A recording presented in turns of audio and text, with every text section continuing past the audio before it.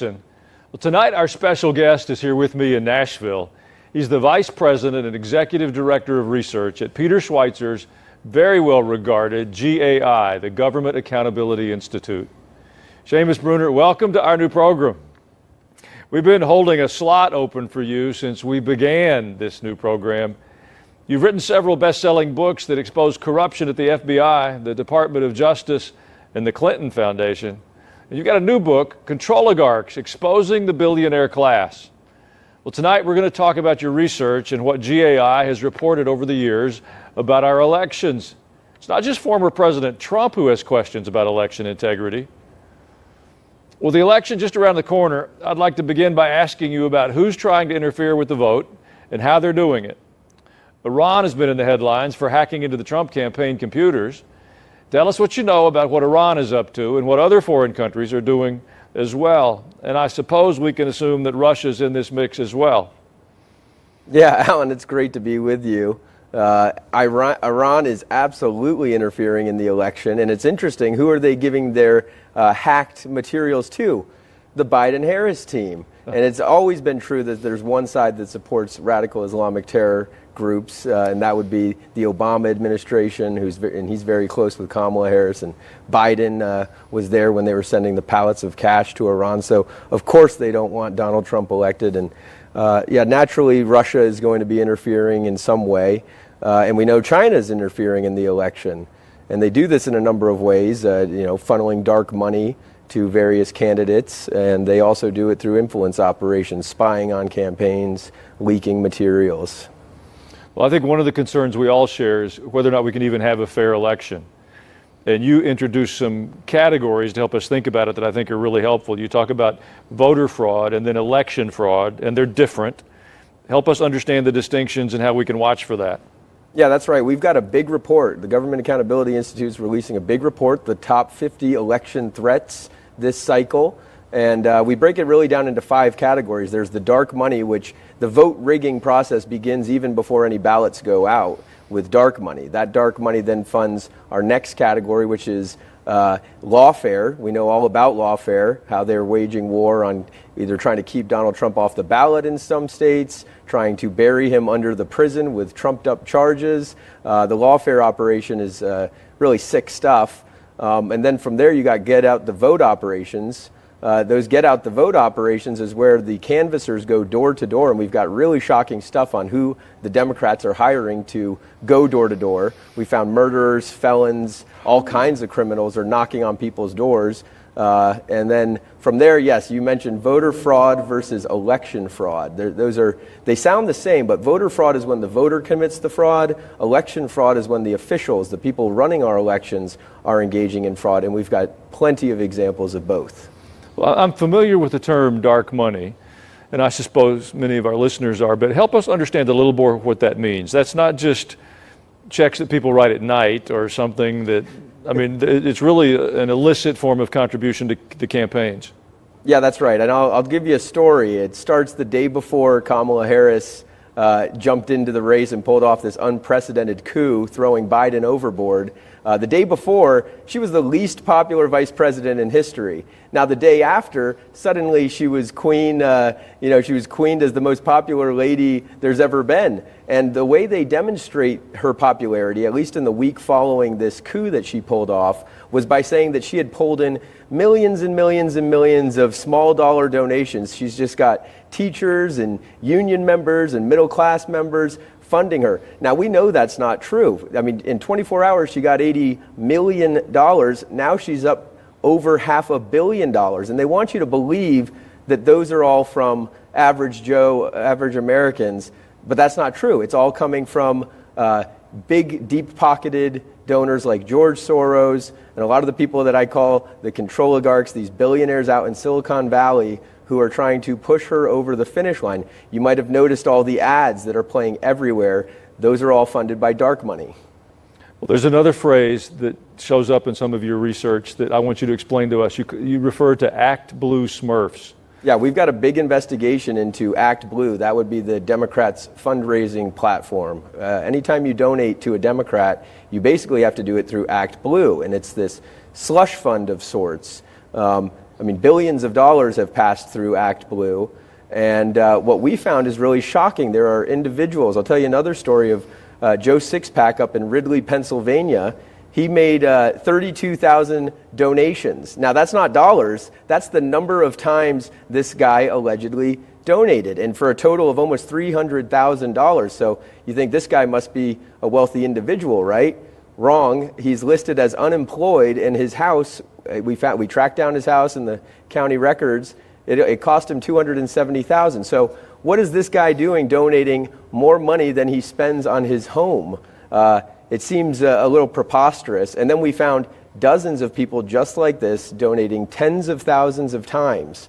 It's the weirdest thing. And so this is what's called smurfing, or straw donors, where a wealthy individual or a foreign government uses an average person. They're mostly preying on the elderly. These are elderly individuals in most cases.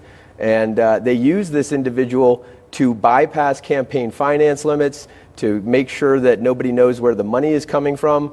And most of the time, we've reached out to these people. There's plenty of people on camera saying, I didn't make these donations. And so this needs to be investigated by the DOJ, by Congress, and by the Federal Election Commission. I mean, we have government oversight. That's what the FEC is supposed to do. But by the time they get around to it, the elections are gone. We have new candidates. We have new people in office. So it just gets swept under the rug again? Yeah, that's right. Or even worse than that, the campaign will down the road, years from now, they'll be hit with a fine. It's always a fine. It's never a prosecution. And so, the Clinton campaign has been hit with fines in the past. The Obama campaign paid record numbers of fines. George Soros, who's oftentimes the guy behind this, he's already maxed out all of his limits for 2024. So he pays fines, his groups pay fines, and it's a drop in the bucket compared to the money actually going into the campaigns. Well, I know you've got an upcoming report where you talk about mail-in ballots that have been sent to migrant housing and even legal non-citizen voting. Tell us about that. That seems impossible to me, but I'm sure it's not. It's the most shocking and outrageous thing that you could ever imagine. The tens of millions of people that Kamala Harris, as our border czar, and Joe Biden brought across the border in the last 4 years, they will absolutely 100%, some of them, be voting in this election. And we know that because states across the country with Republican governors, Glenn Youngkin in Virginia, down in Louisiana, they have recently been cleaning up their voter rolls, and they have found thousands and thousands of non-citizens who somehow made it onto the voter rolls. And they even found in Texas just pulled 1 million people, ineligible voters. Either they were dead or they were non-citizens. They just cleaned up their rolls to the tune of 1 million potential voters. Well, there's states all across the country who haven't yet cleaned up their voter rolls. Wisconsin, there's battles in Wisconsin, a huge battleground state that has not yet fully cleaned its voter rolls. In Michigan, huge battleground state that's run by Jocelyn Benson, the Secretary of State. She's a Soros-backed Secretary of State. They haven't cleaned up their voter rolls. And so we know that there are tens of thousands of non-citizens on voter rolls all across the country who may be able to vote. And I'm sure we'll find out down the line, oh, yes, they did vote. It's unbelievable. The Executive Director of Research at the Government Accountability Institute. Now, let's go over some of the issues you've got on the lawfare operations. This is intriguing. First, the fact that there's no transparency in the vote counting process. How can that be? Oh, well, they're trying to cover, you remember in 2020, they were covering up the count with big poster boards up in Michigan. Again, this is Secretary of State Jocelyn Benson's territory. You had all these union members putting big white poster boards over the windows so that people couldn't see it. And that's just indicative of a much larger problem, which is these elections are not being run fairly. They're kicking out the vote monitors. If we see any stopping of the count in the middle of the night like we saw in 2020, that is a huge red flag. That can't be allowed. We need to do some lawfare of our own and be ready with court orders to lock down the facility and not let them pull out ballots from under the table like they did in 2020. So that's just one of the many things. These rogue election officials, I mentioned Jocelyn Benson, but they're everywhere, and they're in swing states. In Georgia, we've got questions about the election officials there changing the rules. In Wisconsin, they changed the rules in the middle of the game. The U.S. Constitution says that the election must be determined. The methods and manners of how an election is run must be determined by a state legislature. So you can't be putting in these rules at the end of, at the 11th hour right before the election. I mean, all across the country, Arizona just ruled that almost 100,000 voters don't need to show proof of citizenship. And the reason this case came up was because these voters were proven to be non-citizens. So you got illegal aliens voting in our elections, as we mentioned before, and that's just one of many. We've got dozens of examples just like that. Well, I saw it in your report. You talk about these rogue election officials, but just so I understand, you've got people who have assignments as officials in the election process. Mm-hmm. They ignore the rules. They create opportunities that promote whatever candidate they're supporting, and then there's no accountability for them. Is that? That's exactly right. And actually, the election officials, under the Constitution, under federal law, are where the buck is supposed to stop with crooked elections. And so if your state is having a crooked election, there is one person who is responsible for that. That's in about 36 states. They're called a Secretary of State. Most of the viewers here will have a Secretary of State who manages their elections. But in the other states, it's either a Board of Elections supervisor or it's the chairman of the Board of Elections. They have different terms because every state runs their elections differently. And that's sort of what makes it such a problem. I mean, it's a good thing. We want our states to be independent from the national government. Mm-hmm. And at the same time, it makes it very tricky for shoring up the defenses and securing these elections because you've got 50 battles all across the country that need to be fought. And we'll be fighting for fair elections for a very long time to come. They are nowhere near secure right now. That's what our report shows. We know your research and your reporting, it suggests things that seem impossible. You talk about things like the double counting of ballots and bribing election officials. Here in the United States, I know we imagine that happens on the other side of the globe, but your research says that's a part of our experience here in this nation as a part of our elections. Yeah, that's absolutely right. We've found over 1,500 cases of voter fraud and election fraud. That includes bribing election officials, bribing judges who are making determinations on election results. It happened in Pennsylvania. It's happened in New Jersey. Just last week, there was news that one state, one of the battleground states, sent out hundreds of thousands of ballots accidentally. And it's funny how these always go just one direction. These happy little accidents always seem to favor the Democrats. In Arizona, we remember from the midterms, huge problems on election day, huge problems with the printers. There are all kinds of ways that people who want to step on the scales and make it an unfair election have. They've got lots of tools at their disposal. And so viewers who are in Arizona, Georgia, Michigan, Wisconsin, Pennsylvania, they need to get involved in the process. They need to become election monitors if that's possible. They need to get out and volunteer to make sure they are watching these counts because we cannot have what happened in 2020 happen again. No. I got one more question. Centerpoint dug in the last election to some of the Zuck bucks that flowed into this, where Zuckerberg was putting his thumb on the scale. And I'm sure he's up to something this time, even though he kind of half-heartedly confessed burying some things he shouldn't have. How are they involved in this election? I mean, you wrote this whole book. We're going to talk about that in another segment. But, I mean, I know they're not standing on the sidelines disinterested. No, you're exactly right, Alan. And it's actually, in 2020, it was $400 million, over $400 million that Facebook founder Mark Zuckerberg funneled into the election. $400 million. $400 million, almost $500 million that he put in. That's an enormous sum of money, obviously, but it's kind of hard to keep track of how much money is sloshing around here.